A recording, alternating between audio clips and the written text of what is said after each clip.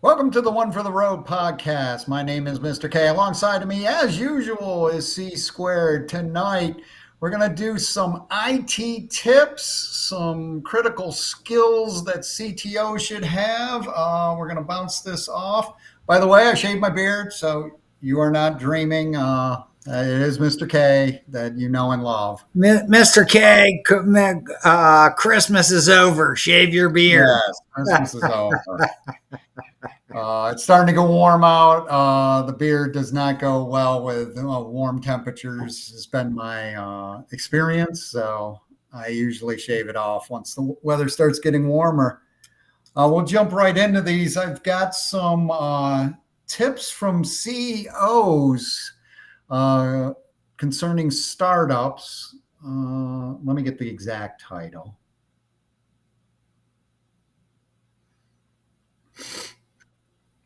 Yes, CEO tips for startups. Here's the first one. Optimism is a superpower. Remember that you always have another hand to play. So, C squared, what do you think? Yeah, I would say that optimism is crucial in making that happen. I don't know if I agree with you. Always have another hand to play. The other hand may be time to fold the tent and move on, Right, right, depending on how things are going. And if you think that you have something that is unique to sell, or that can make money. I guess it doesn't have to in particularly be unique, but that you think you can generate a positive cash flow on, right, um, or even something that could appear to potentially be a positive cash flow, and you can find investors on the back end, um, which is which is really how Elon's superpowers have worked in the past. Maybe Amazon's too. Maybe Jeff Bezos' right, superpowers in the past is I have a potential revenue stream. right, right. So I agree with optimism. I'm not sure, and I do have a little aspect in me that says gambling is that everything's a gamble and you need to play. It really is playing a hand of cards. But at some point in time, there is always winners and losers at the card table. If you go to the Yeah, Vegas tournaments, there are always winners and losers, and sometimes you have to fold your hand. That's just the way it is. right. So I Yeah, would prefer a realistic assessment of what it is that you actually have in your hand. But that's right, just me. right. So these are tips on leading startups from some various CEOs. I found this article. Uh, Yeah, when I first read optimism as a superpower, I was like, I wasn't reading into it as into the context of a startup and just in general. And if is that really true in IT? And I, I was so my feeling on optimism is you can be optimistic 75% of the time in IT, but there are times, especially when you're doing a proof of concept, and again, this isn't really the topic, but just to get this out, uh, if you're doing a proof of concept and things aren't going well, I don't think optimism is the card you want to play. It's Exactly. Yeah. just, and there's sometimes, like, especially in a proof of concept, you got to keep things real. Yeah. And if your proof of concept is off the rails, and a lot of it isn't your fault. I mean, somebody picked a vendor, you're evaluating them. Vendor's crap. You're finding out the vendor's crap. Right. I don't think Right. you want to play the optimism card. Yeah. Yeah. I think No. you No. want to play Exactly. the let's keep it real. And that's the other point. I think, John, there are 2 points in there, and I think my first point was if you can't determine where the revenue stream is, boy, your elevator pitch is likely to get shot down pretty quickly if Right. you can't Right. figure out where so how do you expect to get investors on the back end, because you Right. can't really do any kind of realistic projections on where's your revenue stream. But you bring up a second great point, which is, if I'm not alone in this scenario, i.e., I have strategic vendor relationships or strategic partners, and and they're questionable, that's a whole nother problem that says Right. you cannot be optimistic about this, because even if I can determine where that revenue stream is, I need to realistically have evaluated, uh, okay, this vendor relationship is not working for whatever reason. Right. Right. Where's Exactly. where's the substitute for Right. this scenario? And that goes back to, uh, maybe it's not the whole company that's folding their hand of cards. It's just this portion of how we are moving forward is absolutely, I'm folding my hand on this, because this is either totally not workable now, or going to be not workable in the foreseeable future, which is going to be a Right. big problem. And so, Right. Right. Yep. Yep. Okay, good. We'll move on to the next one. Do not spend critical resources to reinvent the wheel. Think about what open source models, tools, and software you can build on. Being active in the open source AI community will help you build better and faster.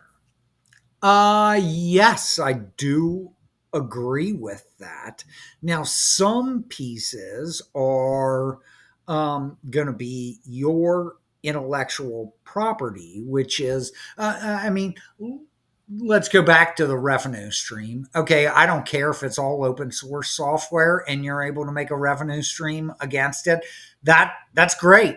More power to you. That's fabulous. What's to stop anybody else from doing that if this is not a Right. unique Right. idea? Somebody with far more resources than you. So, short term, that is absolutely true. Long term, that's probably not the best model, because you should be developing something that is uniquely yours, and that Yes. asset is really the value of the company. That this is not an off the shelf type of scenario. So I guess it's where are you at in this startup process, in my mind? Okay, if I am just doing, like you explained, a POC on the entire business model, and using a bunch of pieces put together to say, yes, I can generate a revenue stream, positive. This business can generate positive cash flow, or at least has customers, and the negative cash flow is a minimal, and B, has the ability to be a positive cash flow in the foreseeable future, then that's great. But at a certain point in time, you have to say, what unique what unique service do I Right. need to provide to make this business from a local business, i.e., my example would be owning one franchised restaurant. And I'm sure you could think of 20 different restaurants that are franchised. And Right. the bottom line is that single franchise, you're thinking locally with that, and it's it makes probably far less profit than you believe, that single franchise. So the thought of the franchise is, I need to own 20 of these, and then Right. and then I have a multi-million dollar revenue stream a year. But if I own one of these things and think that I'm going to make one of these things in the neighborhood that I live in, good luck, dude. You probably could have went Yeah. to work for a company and made that much money, and Right. without any risk, because realistically, it's a tight margin on businesses like that. So, from that aspect, I would say that uh, when you get to the next phase Yes. of the startup, there needs to be something that says, I can expand this. And there are some unique features that differentiate me from the competition, and or allow me to make this model national, international, whatever, Right. and turn the corner on just this whole local thought, or this thought that, the guy down the street can actually string together these same pieces of open source software Right. and do the exact same thing that I do. Right, right. I kind of like this tip. I like the where he starts with "Do not spend critical resources to reinvent the wheel." I totally agree with you in that this is a good tip, a very good short-term tip, and something at the beginning when you're first doing your startup. This is a really good tip, and you don't want to spend critical resources early in the startup process churning out all that cash, reinventing the wheel when you have options, and a great option is open source. Yeah, I So absolutely agree. I agree with you, and that you did say this, C squared, is that this is not a long-term strategy. And after this, you really have to differentiate yourself. And Yeah, you have to provide a value or a service that people want. right. Now, the basis of that in the beginning, you might, and it behooves you to leverage open source software tools. A hammer. I look at open source as tools. I'm building a house. They're going to give you the hammer, the screwdriver, all the stuff you need to build that house. But it's up to you and your talent to build that house in a way that's going to appeal to people. And it's ironic that you bring that up, because I was, while you were just talking, John, I was thinking the same thing. So if you were talking about a website, you would probably want to use back end open source Oh software to yes, do that, but you want to create some type of unique workflow on the yes, front end that immediately differentiates you. Because let's say a commerce suite, for example, they're a dime a dozen. So I don't know why you wouldn't. right, And you see things like Shopify or Facebook Marketplace, or any a bazillion different places that you can do this, that you can open a storefront. So guess what? And they have substantially more capital and resources to provide those services, so that anybody can launch a commerce site. I guess if you feel like you have unique customers, you could do that, and generate some type of revenue. But are you really gonna, are you really ever going to be Twitter and sell for $44 billion? right, Um, right. running a Shopify site. And the answer is, well, I guess, but probably not. And if Right, I was if right, I was a exactly. gambling man, I'd be betting probably not. Right, So from that aspect of things, you're saying that they had some unique type of yes, model, front end model that they built. Did they use some mediator software on the back end that did object object communication, that essentially let people publish, subscribe to other people's feeds, and then provide feedback? So really, like a many to many type of relationship. Absolutely.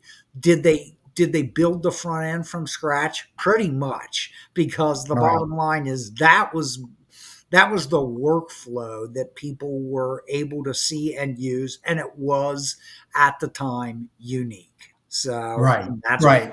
and The that's key word is unique. The yep, key word is unique. And yep, I was thinking unique too. And I was glad when you said it is like what sets Twitter apart. They were unique. They offered something that, oh my God, this is great. Nothing like this exists. right, right. Yeah, and I again, mean, that's the ultimate. did they have some mediator software that did the messaging between? Absolutely. Was it open Right. source or something off the shelf? Mhm. Absolutely. If you Mhm. think they built that themselves, that would have been insanity. But the bottom line Right. is what you saw was their unique, what you Yes. saw in your web browser or their downloadable client was was their unique property, Yep. and that Yep. kind of made it that we do have some unique assets under management, and that's the value of this company. Right, right, exactly. Yeah. I wanted your comments on the second part of this. Being active in the open source AI community will help you build better and faster. uh yes and no. I do use AI, the AI that goes back to GitHub, which is the largest repository of Nice. code in the universe, as far as I know. Oh yeah. Yep. Uh, so anything that is public, it can search that. I do use the product called Code Assist to generate pieces. Yes, it is. It speeds things up. It's actually really cool. I like it. What it is an advanced version of Stack Overflow. So Right, because right, I have never, ever had a piece of code, because what I build is unique, is a little bit unique to whatever the business case or the use cases are. I've never had a piece of code work right out of the box as to what AI right, provides. You need to make modifications to that code to fit it into the business slash use case slash your code base that you are developing. And so, is it how is it better? If I was going to say this, um, uh, and I would say that if I was doing Stack Overflow, which has a lot of great information, oh and yes, is kind of the same thing, the precursor to that. It would give me one little chunk of code, and I would use that chunk of code. The AI piece, I can describe a full process, and it'll generate multiple pieces of code, multiple pieces of JavaScript, multiple Java classes, whatever that you are looking for.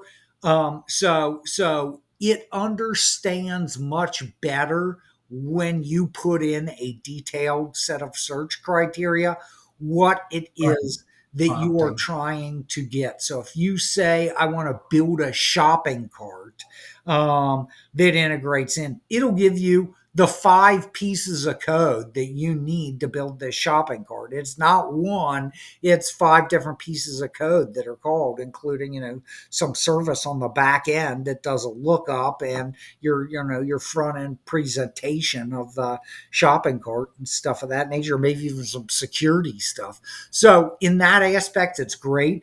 If you think that you are going to pick up those 5 pieces of code and slam them into your project and they are going to work, it is it's Not highly today. again, it's that's not physically impossible. However, if I was a betting man, I'd say the odds are against you and it's highly unlikely.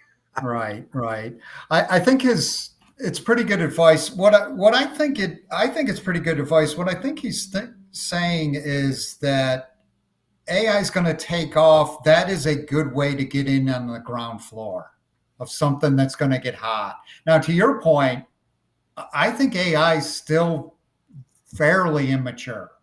Yeah. So to your point, if you're going to run in there now into the open source community and just like grab unbelievable stuff and have it write your code or have it build complex integrations, you're going to be sadly mistaken and you're And going to be disappointed. ironically enough, John, so AI being built on, well, and I shouldn't say that because I am lots of AI, the AI I just described, Code Assist, or any of the stuff that Google's churning out, or some of these other players are churning out, even the China DeepSeek stuff. Right. It's built on the premise of you have a large language model, and this language model can better make determinations and assemble the right information. But so what is this thing doing? It's the most spiffy search engine that you have ever seen, right? Right. That's what you would be implying with saying this is this large language model. So then you got all these people saying that it's this robotics based thing, and I'm saying that okay, but boy, that's kind of a different space, and I don't Yes. fully understand that space as it compares to what traditional AI that is being sold into the marketplace today, which is based on a large language model. So I guess it is the determination on what AI are we talking about. and Right. and and when I look at the large language model, I have to say that it's the greatest search engine ever. Boy, saying that there are trillions of dollars that have been invested into that space. And I'm way down a rabbit hole now, as usual, but there are trillions of dollars that have been invested into that space. Yeah. Okay. Maybe you're seeing something that I don't see, but the search engine I already think what they exists see there. is potential. I But think what they see is potential, and potential. I guess future revenue streams. But the bottom line is that I look at that and say, okay, let's delineate what am I trying to get out of this? What am I trying to accomplish? What am I trying to get out of this? And if it's down this large language model space, okay, there's definitely value there, but this is in goes in the my bucket of a super advanced search engine. Okay, that doesn't seem like trillions of dollars worth the investment should be in that space. What do you got? The robotic dog? I want to understand how that model works, because Right. Right. it's like I need to understand there's some missile defense technology. Okay, I need to understand how that works. To how AI is making that better than it was before, because somebody still needs to run these calculations, man. Right. Somebody needs the math and the geometry and the physics. Let's just use the example of anything robotic, or a missile defense system or something. Somebody needs the geometry and the physics, and that is not Oh yeah. up. That those equations are not up for debate. They Right. either work Right. or they don't work. Right. And Right. Right. this is not me using a language model to determine what am I trying to say here. There is super advanced aerospace grade math here, and Right. that's not your AI piece, that because that math is not open for debate. It either Right. works or it doesn't. Right. Right. I So think I think it's potential. And like I said, today I don't think the technology is mature. It like a lot of other open source projects or anything in IT that we've seen, there this is the immature period, and they're banking on maturity. They're banking on stuff like AI will learn and learn and get better to the point where we might see, the robots and robotics Well, and I have looked at that learning space, and again, we are way down the rabbit hole. yes, However, that since this podcast is always about way down the rabbit hole, yes, um, uh, it's our new title. yeah, exactly, exactly, way down the rabbit hole. So, the bottom line is, you can say learning, and it would be and learning is a different path for the neural network to traverse to what it believes is the truth. Because this is all about a ranking of what I believe is the truth. Is the color red closer to the word white than the color blue? What is the truth of that? Well, okay, maybe there is not a defined truth on that. There is some ranking based on that, but in that aspect, what it believes is the truth is a different learning in that nature is essentially the path to the path to the truth. And when I say path, and this is way down the technology rabbit hole, the pointer for going back to C++ days, the Right, pointer to the truth. And right, so learning is, I've changed the location of that pointer points to. So now the truth is different, but realistically, it did not learn anything. It just reshuffled the deck, and mm, essentially now it points to a different card in the now there's a different card at the location that I was pointing to. right, So right, is that learning? I don't know, man. right, That just right. sounds like I again reshuffled the search results, and now something is ranked higher in those search results than it was before. Right. Right. Okay. Next tip. Get your product into users' hands as soon as possible. Consumers are more forgiving than ever when a new product solves a clear problem or pain point. Um, Yeah, maybe. I don't know in that aspect, but I will tell you what, deploying a faulty product to the end user is a sure way to lose your user base and, Yeah. and get a Yeah. bad reputation.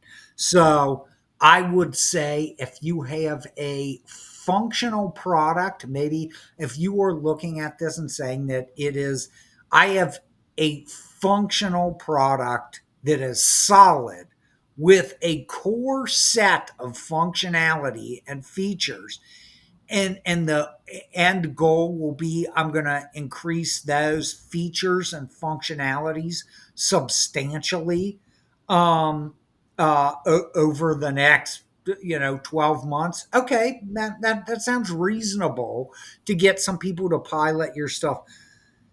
Sending out something that has no that is at a product point of having no clear defined purpose, or is buggy and falls apart, is sounds like the kiss of death to me. Yes. Yeah. I would, and maybe I don't understand, but sounds like the kiss of death, that I have a broken product that now is going to get the buzz on all these sites, that man, that thing's a piece of crap, and I Yeah. would never use that. And by the way, you've now given any competition your idea.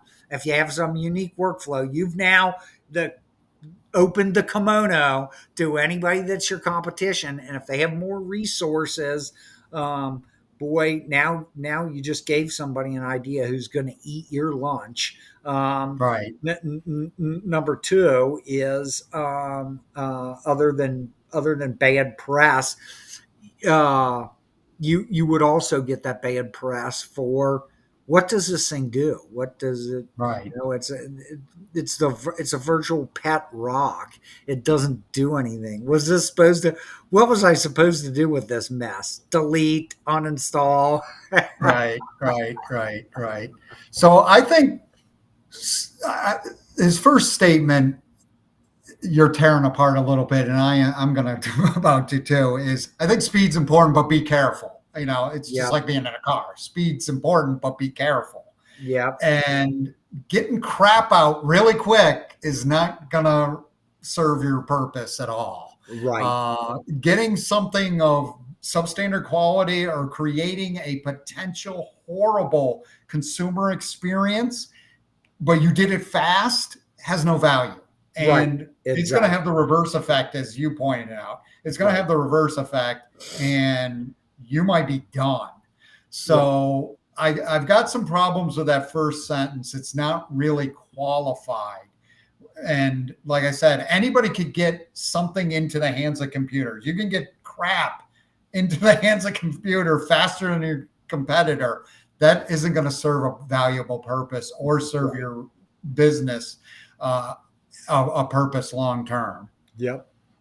But they did say they did qualify, I guess, with the second sentence is if it solves a clear problem or addresses a pain point, it would behoove yourself to get that. But again, I think you bring up a good point, man. It better be of really top quality. You have better done your QA. And so the other aspect of that is too, John. And I knew somebody in this space, and I will not say the product, but it went international, and they eventually open sourced the entire thing. It was for sharing links and stuff of that nature. That's all I'll say. And it was a fairly ingenious idea, and it worked. It worked well. They could never figure out where the revenue stream was coming from, and they were a seasoned, smart person in the VC space, and they had spent the time developing that, and so from that aspect, they've eventually open sourced it because being a smart VC guy, an investor, and technology guy, they realized at some point, I can't figure out where the revenue stream comes from on this, and B, and I look at it and say that there is probably limited. This is not going to be unique for very long. So Right, it's right. it's a it's the point where I need to make an executive decision to fold up the circus tent and move to another town. Right, And that's exactly what they did. Congratulations, that proves that they were super smart guy. right. When I read this, I thought of when a new technology comes out, there's always this race to get a book out that covers that new technology because people want to learn what that new technology is and get up to speed. Now, like I said, you can get a crappy book out there and reviews are going to be terrible, and that's not going to be good for you in the long run. Or you could get a really good book out there at a really good speed, and then people will buy the book and benefit from it. But to your point, in my example, that technology might be a technology that has a short shelf life and another version will come out, and so that's good for the short term, but what's your plan after that? And so that kind of leads into something that I've beat to death on this.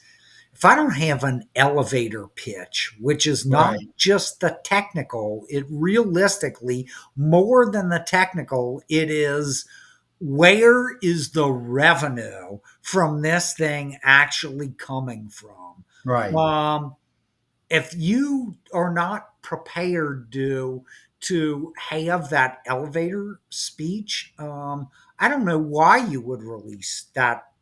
I don't know why you would release that product, and Right. Right. because where do you think what other than you've given any competitive advantage that you were going to have away to anybody else that wants it? What did you think you were? Where is I hate to be like this, but where's the upside for me? I Right. don't know. I Right. don't get Right. where I don't get where this upside is coming from. And if I can't Right. define that, that's like being, I do like the show Shark Tank, Oh, and yes. which is Yes. Yes. really But that's a because great that show. would be that kind of tells you those guys kind of tell you exactly what I just said. They're like, where, how can this help me in any way, shape, or form? And Right. even if it can help me, from an investor standpoint, it can't help me. It's like Right. it's great that some people might want a virtual pet rock for free online. I don't maybe it helps somebody's mental health. That's great. Right. Feel free to launch this thing. I'm out Right. because the bottom line Right. is Right. Right. I see no ability for my firm to financially benefit from this over short term, midterm, long term, any term. Right. Okay, let's go to the next one. This one's a bit long.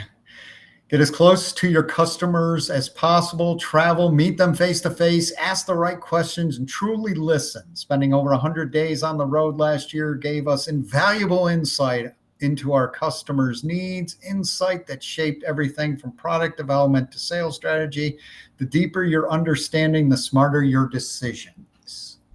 That it's hard to not agree with that. I'm not sure. Yeah, I The like only that one thing I too. could say is that I'm not sure you need to go on the road for that. With Right. new technology forms, it might be better to hold 100 person WebEx slash Right. we'll plug P2P Microtalk. Yes. Yes. Yes. Who has graciously provided the technology for this podcast. Yes. So thank you very Love much them. to those folks. Um, uh, but if you look at that aspect and say, yeah, getting direct user feedback is invaluable. How you gather that, I'm the only piece that I'm going to go back to is you said in point number 2 or 3, I think, don't burn up a bunch of resources resources are highly valuable in your Yes. startup. The bottom Yes. line is that I'm not sure renting a bus and doing a road tour is the best use of Yes. resources, opposed to can you get the same bang for your buck in doing this online, getting the user feedback and getting the same level of exposure, name recognition, stuff of that Yep. nature with just the online form, which costs you considerably less than having a tour bus wrapped and taking it on the road. Right. Right. Yeah, I totally agree. The travel thing and on the road, I'm like, whoa. We're in 2025. Also, we there was this thing called COVID where Yeah, there right. were that wasn't even an option, and people found other options and then discovered that they could get the same experience for pennies on the dollar. I mean, a lot less cost. I mean, there's a lot of risk in travel too. I mean, so Right. yeah, No, the exactly. travel and on the road seemed a little antiquated. If you go back to a company, and I will not disclose their name, a large, very old computer company, um, that used to have lots of shows like that in Vegas, Orlando, all these different places. They didn't randomly invite people off the street. If they did, you had to pay to get into the event.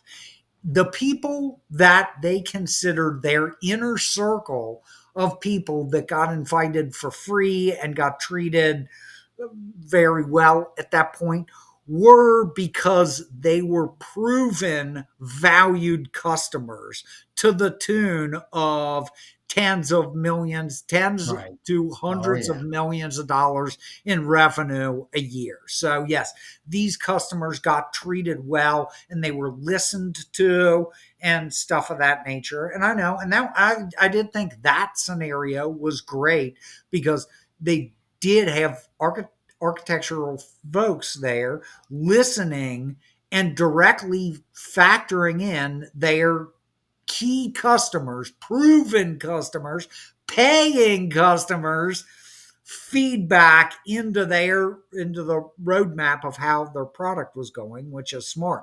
They weren't going out into the general masses and asking for the suggestions on their next feature because what do you know? The bottom Right. line is that you're not even a customer. Why would I listen to you? You're not even a customer. So I hate to Right. be blunt about it, but in all honesty, they're put your money where your mouth is type of scenario, which is if you're a high paying customer, I am very interested in what you have to say. If you're somebody on the street offering your personal opinion, how do I view you? What's your profile that says that you're ever going to be a customer of the business? Right. So anyway, Right. that's my 2 cents there. I think little devil's advocate and maybe where they were going with this was by visiting the customer, you're able to gather some insights being face to face and being on their floors and data centers. You're able to maybe get some insights into their culture and the way they work. And it seems like because you're Yeah. there, you're able to dig a little bit to try and find what they need and be able to tailor a product towards that need. Yeah. And that would probably be a lot more successful being face to face and on their floor and getting ingrained into their culture, getting a sense of their culture would be a way to get insights to develop a product that would suit their needs. And So so that's my I will little say devil's advocate that's for a that. great comment, John. I am gonna say I am gonna express two opinions about that because I think that was a great talking point. But what I will say is um, the success of the best success and the long-term success of a product would be to try and find what customers have in common so that I can harness and templatize that Oh yeah, that yeah, yeah, yeah. scenario because the more that I have Right. to customize this thing per customer, the worse position that I am Yes. going to be in. That's a good point. Is that do I need to understand? Do your point, and this is really about the strength of your point. Do I need to understand what is unique about about all my potential customers so that I can try and go back and mitigate that scenario with something that is templatized? Um, Absolutely. So if I am finding all these different unique scenarios, that is saying, wow, I'm going to have to work extra hard to figure out Yes. how I can genericize and templatize this piece because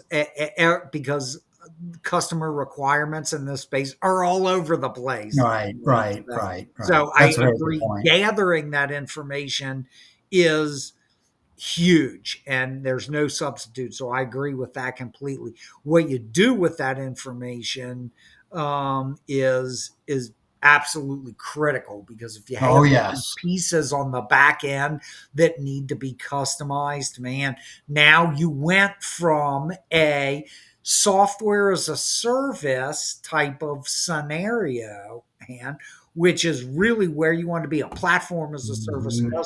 a software as a service, which is really where people want to be, where success really is in these spaces. That's why so many people push Yes. to that. Now I went, now I'm an integrator. I'm a consulting firm that is an Mm. integrator, which, Yeah. wow, that's a Yeah. completely different business model that I'm Right. running here, Right. and a less profitable business model, much more unpredictable, dangerous business Right. model. So I Right. definitely want to I want to gather that information and try and push right here to Right. software as a service, platform as a service. Right. Right. Right. All right. We got another one. While a startup needs to get a lot of things right, including innovation, product market fit, and scale, at the end of the day, attracting the right people is what ultimately makes or breaks a startup success. Meeting the right people, was that the last phrase? Can you reread the last phrase? At the end of the day, attracting the right people is what ultimately makes or breaks a startup success. Absolutely. There is no argument. Right. It's impossible to argue that fact. And that, I will just say, that is from multiple aspects, from technology people that can help you, to also VC firms that can help you, to strategic business partnerships for marketing, and essentially they can share on driving users to your product. Absolutely, that is the key to all business. That, I don't even think Yes. that's Oh, just a yes. startup scenario. That is Right. literally how you run a business. Right. And, Right. I totally agree. The part I like is he said the right people, not the best people.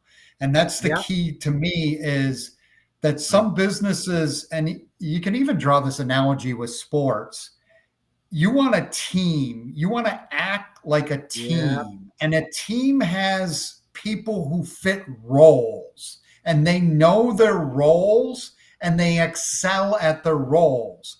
So if you've got, like, a basketball team is 5 people, you can't they all can't be scorers. This Some guys got to get rebounds. Some guys got I need a really good passer. I need a really good rebounder. I need a really good defensive guy. I need a scorer. And then, I need a big guy too. right, And then I need to get the best uh the best at that skill. right. And so And that's a the other thing too is they've got to be in a culture where they can succeed too. yep, And it would help if they work together really good as a team, respect each other. yep. And so, John, you picked up a point that I kind of just totally glossed over. So that's great.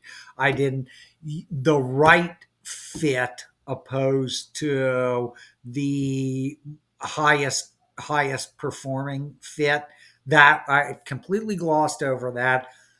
Why is that so important? And you just nailed it. That was a great point in the aspect of, one, I'm a startup. I don't have infinite capital. So Right, the right. bottom line, and by the way, your basketball team has a salary cap on it. Yes. So it doesn't matter that you have infinite amount of money because you're in the New York market or the LA market. You can't spend more than X. So you Right. need to. So now, with that in mind, I do not have unlimited funds to assemble the dream Right. team. The Right. bottom line is that, what is my strategy to assemble a Right. team Right. that works well together?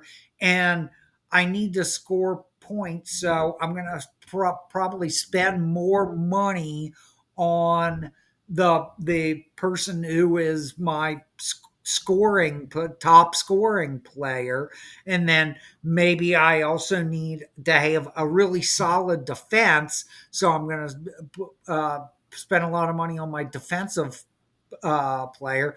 But I've determined that passing is not as critical of a skill, and because my scorer can also catch really well and is really tricky because I paid twice as much as everybody else for this guy. Yeah. And so Yeah. the bottom line is that my strategy, maybe it works, maybe it doesn't, but my strategy on building a team is I the I need to spend less on the guy actually passing the ball, and I'm just going to roll with that. He's going to be adequate to do the job, and we're going to and all these people need to be a team player, and this Right. team needs to have the right personality synergies to deliver and work together, because I Right. could have those two high priced players, and like this has never happened before on major teams. I have Right. two high priced players, and they have both have egos that are so large Right. that Right. they can't Right. fit into the locker room together. And so now I've spent a lot of money on a dysfunctional organization. So what generally happens in that scenario? One of these people is going to be exiting the building very soon. Right.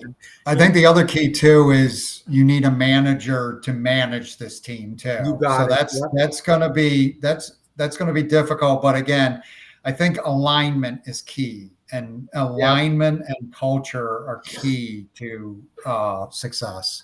Yep. No, that was a great point that you pointed out. And I completely agree.